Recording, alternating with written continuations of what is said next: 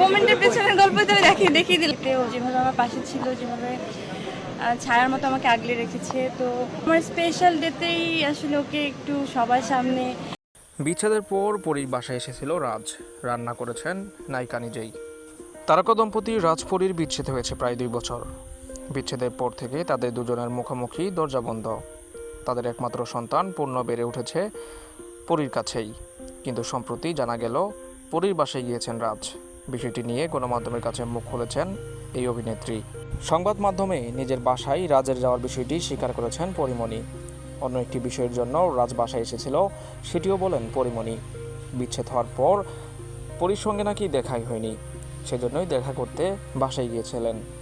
এদিকে ছেলের সঙ্গে দেখা হয়েছে কিনা জানতে চাইলে পরী বলেন, হ্যাঁ দেখা তো হবেই, তারও তো সন্তানপূর্ণ। আমি রান্না করেছিলাম, সবাই মিলে একসঙ্গে খাওয়া দাওয়া করেছি, এই আর কি। প্রিয় দর্শক, হঠাৎ পরীমণির এমন কর্মকাণ্ডে হয়তোবা আবারও মিল হতে যাচ্ছেন শরীফুল ইসলাম রাজ এবং পরীমণি দম্পতি।